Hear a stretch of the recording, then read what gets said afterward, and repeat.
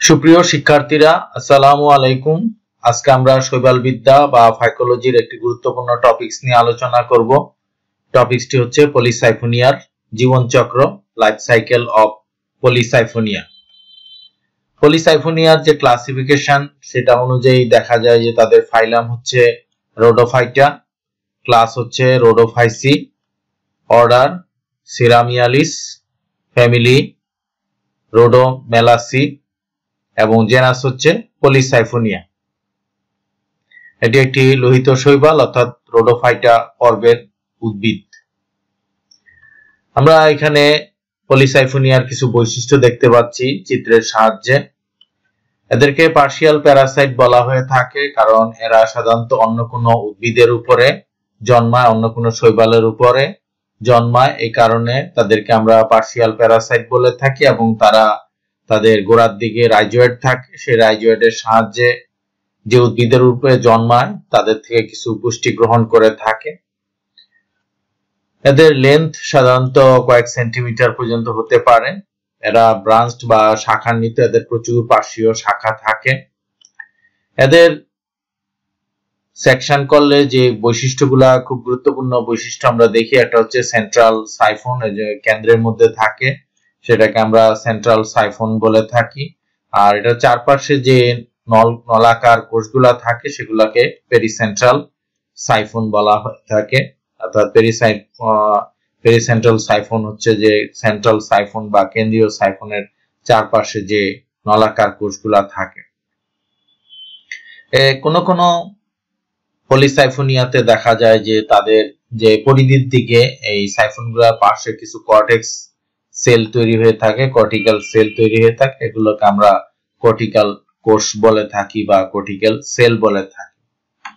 এদের কিছু পার্শ্বীয় শাখা সৃষ্টি হয়ে থাকে, বিভিন্ন পাশের থেকে শাখা তৈরি হয়, এগুলোকে পার্শ্বীয় শাখা বা ল্যাটারাল ব্রাঞ্চেস বলা হয়ে থাকে। এই শাখাগুলোর মধ্যে এদের কিছু বিশেষ শাখা তৈরি হয়, এগুলোকে বলা হয় ট্রাইকোব্লাস্ট। অর্থাৎ এই ট্রাইকোব্লাস্টের মধ্যে দেখা যায় যে তাদের জননাঙ্গ, পুংজননাঙ্গ বা স্ত্রী জননাঙ্গ সৃষ্টি হয়ে থাকে।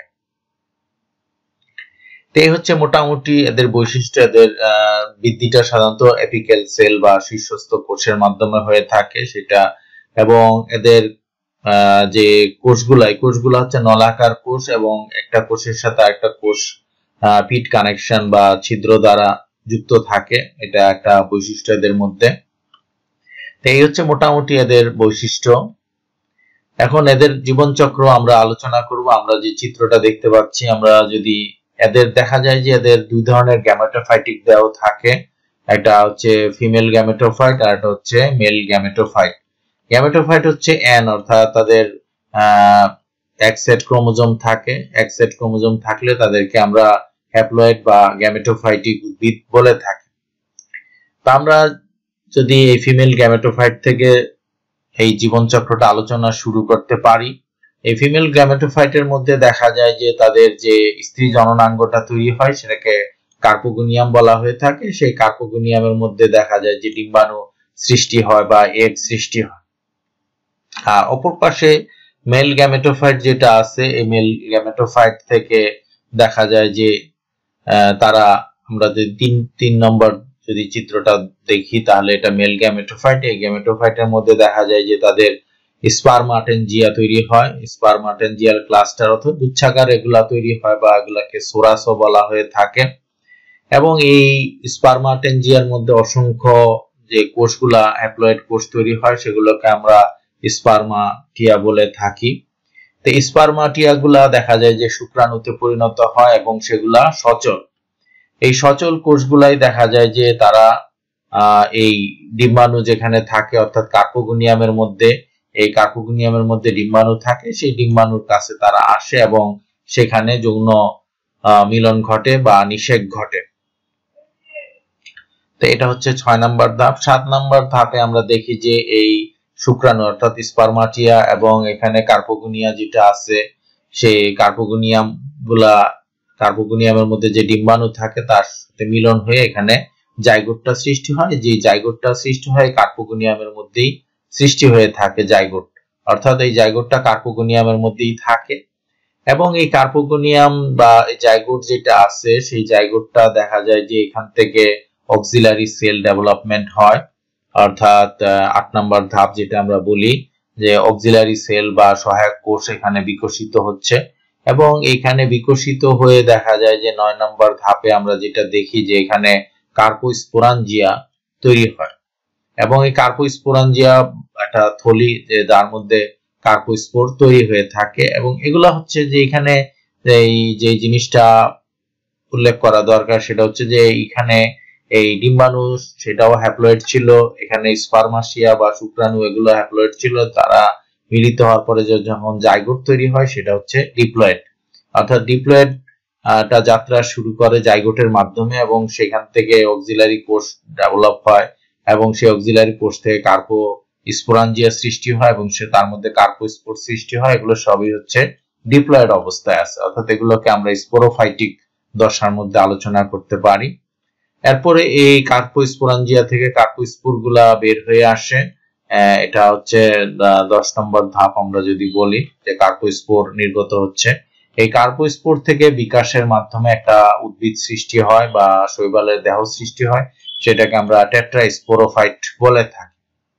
এই টেট্রাস্পোরোফাইট থেকে দেখা যায় যে তাদের যে কোষগুলো আছে এই কোষগুলোর মধ্যে টেট্রাস্পোর তৈরি হয়ে থাকে, এখানে টেট্রাস্পোরাঞ্জিয়াম থাকে, সেই স্পোরাঞ্জিয়াম গুলার মধ্যে অসংখ্য টেট্রাস্পোর তৈরি হয়।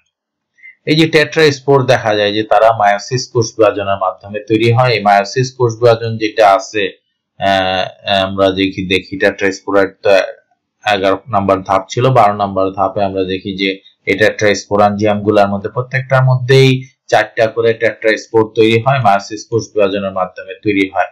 এবং এই 4টা টেট্রাস্পোরের মধ্যে 2টা টেট্রাস্পোর দেখা যায় যে ফিমেল গ্যামেটোফাইট তৈরি করে থাকে। 13 নম্বর ধাপ যদি আমরা দেখি যে এই 4টা টেট্রাস্পোরের মধ্যে মিওসিস কোষ প্রতিটা টেট্রাস্পোর মাতৃকোষ বিভাজিত হয়ে মিওসিসের মাধ্যমে বিভাজিত হয়ে 4টা করে টেট্রাস্পোর তৈরি করে, তার মধ্যে 2টা টেট্রাস্পোর থেকে 2টা ফিমেল গ্যামেটোফাইট তৈরি হয় আর 2টা টেট্রাস্পোর থেকে 2টা মেল গ্যামেটোফাইট তৈরি হয়, অর্থাৎ 50% মেল গ্যামেটোফাইট তৈরি হবে এবং 50% ফিমেল গ্যামেটোফাইট তৈরি হবে। এইভাবে দেখা যায় যে আমরা এই চিত্রের মধ্যে 13টা ধাপের মাধ্যমে বা 13টা অবস্থানের মাধ্যমে আমরা দেখি যে এই চক্রটা সম্পন্ন হয়ে থাকে। এখানে আমরা জীবন চক্রের মধ্যে আরো কয়েকটা বিষয় আলোচনায় আনতে পারি। একটা হচ্ছে যে এটাকে ট্রাইফেসিক লাইফ সাইকেল বলা হয়ে থাকে। ট্রাইফেসিক বলা হয়ে থাকে এই কারণে যে তাদের মোটামুটি 3টা অবস্থা দেখা যায়। যে একটা হচ্ছে যে তাদের যে অবস্থাটা সেটা হচ্ছে যে তারা ফিমেল গ্যামেটোফাইট তৈরি করে থাকে, এটা একটা হ্যাপ্লয়েড অবস্থা। আবার তারা মেল গ্যামেটোফাইট তৈরি করে থাকে, এটা হচ্ছে একটা অবস্থা। যে গ্যামেটোফাইট 2 ধরনের হয়, একটা হচ্ছে মেল আর একটা হচ্ছে ফিমেল গ্যামেটোফাইট। এটা একটা ফেজ বা অবস্থা আমরা পলিসাইফোনিয়ার মধ্যে দেখা যায় এবং এদেরকে দেখা যায় ফিমেল গ্যামেটোফাইট বা মেল গ্যামেটোফাইটকে আমরা বাহ্যিকভাবেই দেখতে পাই। আরটা হচ্ছে যে তারা কার্পোস্পোরোফাইট তৈরি করে। যে কার্পোস্পোরোফাইট যেটা আছে সেই কার্পোস্পোরোফাইটটা হচ্ছে তারা একটা অবস্থানের মধ্যে ডিপ্লয়েড কার্পোস্পোরোফাইট এবং এরা ডিপেন্ডেন্ট অন ফিমেল গ্যামেটোফাইটের উপরে বা স্ত্রী গ্যামেটোফাইটের উপর নির্ভরশীল। এবং তাদের মধ্যে আমরা এই কার্পোস্পোরোফাইটের মধ্যে যে বিষয়টা আমরা দেখি, কার্পোস্পোরোফাইটটা তো এখানে যায় যেখানে কার্পোস্পোরাঞ্জিয়া তৈরি হচ্ছে বা এর মধ্যে কার্পোস্পোর তৈরি হচ্ছে। তো এটার মধ্যে আর একটা জিনিস থাকে সেটা হচ্ছে যে এই কার্পোস্পোরোফাইটের মধ্যে গনিমোব্লাস্ট ফিলামেন্ট থাকে কিছু, আর কার্পোগোনিয়াম থাকবে, আমরা যেটা বলছি কার্পোস্পোরাঞ্জিয়া কার্পোগোনিয়াম। আর হচ্ছে যে এটার মধ্যে কার্পোস্পোরাঞ্জিয়াম বা কার্পোগোনিয়ামের মধ্যে কার্পোস্পোর তৈরি হয়। তো এই 3টা অংশ নিয়ে এটা একটা অংশ, তারপরে গনিমোব্লাস্ট ফিলামেন্ট, তারপরে কার্পোগোনিয়াম বা কার্পোস্পোরাঞ্জিয়াম এটা আরেকটা অংশ, আরেকটা অংশ হচ্ছে 3 নাম্বার। এই 3টা অংশ নিয়ে কার্পোস্পোরোফাইট তৈরি হয়, এটা আরেকটা ফেজ বা অবস্থা হিসাবে চিহ্নিত। আর একটা হচ্ছে টেট্রাস্পোরোফাইট, এটা ডিপ্লয়েড, এটা আমরা স্বাধীনভাবে অবস্থান করতে দেখি। ডিপ্লয়েড টেট্রাস্পোরোফাইট এটাও বাহ্যিকভাবে দেখা যায়। এখানে মূলত ডিপেন্ডেন্ট হচ্ছে কার্পোস্পোরোফাইটটা, টেট্রাস্পোরোফাইটটা স্বাধীনভাবে অবস্থান করে থাকে।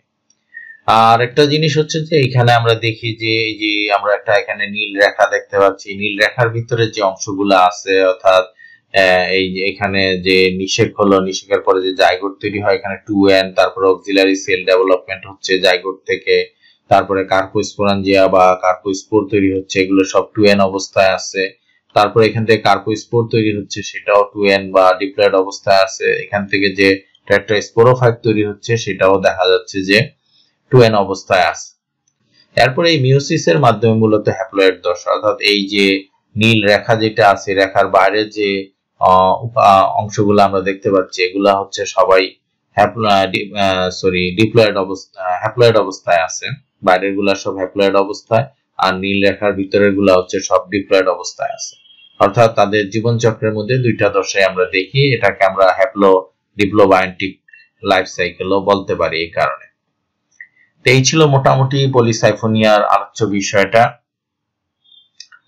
আশা করি পলিসাইফোনিয়া লাইফ চক্রটা ভালোভাবে আমরা বুঝতে পেরেছি। Thanks to remain with me, আমার সাথে থাকার জন্য আন্তরিকভাবে ধন্যবাদ। Please subscribe my channel. আমার চ্যানেলটি যদি সাবস্ক্রাইব না করা হয়ে থাকে সাবস্ক্রাইব করে নেবেন। প্লিজ লাইক এন্ড কমেন্ট এবং শেয়ার করবেন অবশ্যই।